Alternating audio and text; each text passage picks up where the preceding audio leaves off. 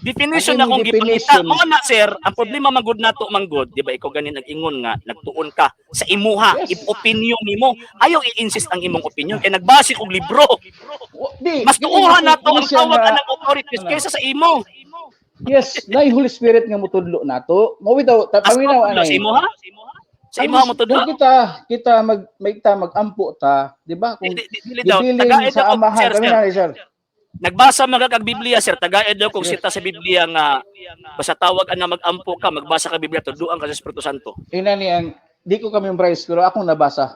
Ako lang ang sulti sa di ko ningon si Jesus Christ nga ibili mula ka naman siya, ibilin niya ang ibilin sa amahan ng Espiritu. Asa ibilin? Ibilin sa ato Ay no, wrong. No, ibilin sa ato kay mo ni sir, mali na sa simbahan gibilin sir. Sir, naa sa simbahan gibilin. Oh, di ka Katoliko. Anong imuhang tawag na statement di ka Katoliko? Nga naman kay ang pagtuo sa Santa Iglesia Katolika mo bitaw ibilin ko kaninyo, ipadala ko kaninyo, dili na kanimo, dili individual. Balikan ta ka. Dingong ka nasa simbahan, ang simbahan religion. Kanang 1618 religion ba na? Yes. Ha? Ano makaingon man ka nga di wala nakabot ang religion diya? Naman. Ang word nga religion, it is a faith and worship.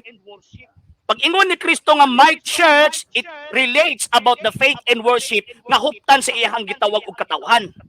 Mo ba tingon San Pablo Efeso 4:4-5 kay kita may usa ka pagtuo. Unya ang pagsimba nila si Kristo mismo ang katudlo. Yes. So buti pasabot kanang iglesia ang gitukod niya, kanang iglesia ang gitukod niya mo na relihiyon. Dili na relihiyon. Dili na. Kaya ang relihiyon na mabugbot. Sige na, unsa may religion be? Ang religion daghan na siya og daghan na sa meaning. Daghan sa meaning. Worship to God, worship to God, worship of gods. Belief. Daghan sa meaning. Kung mo lang kita on daghan sa meaning. Kanang tawag ka ng iglesia ang gitukod na i-believe o wala?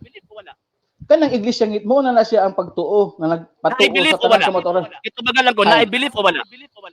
Ang kanang iglesia. Ang kanang siya nga iglesia muna siya ang believe kanang iglesia kay muna si Jesus Christ. Ang belief, ang faith man gud na sir nya na ay mag-receive anak. Dili na matawag na faith kung wala mag-receive. Kisa man to mag-receive sir? Kita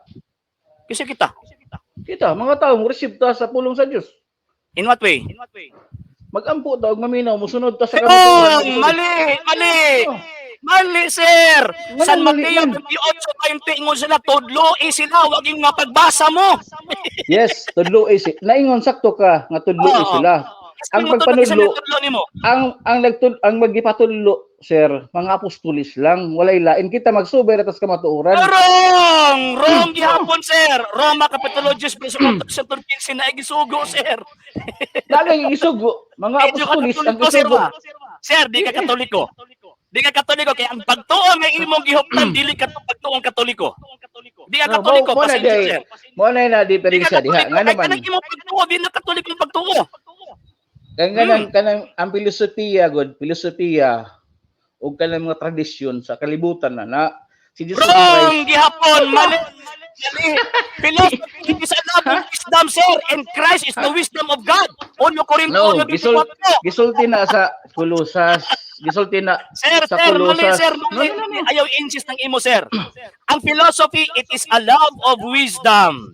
No. Christ is the wisdom of God. 1 Corinthians 1:24 mo na ayaw pag imo nga magpilosopi lang. Number 2, even ang mga apostol nagtudlog tradisyon.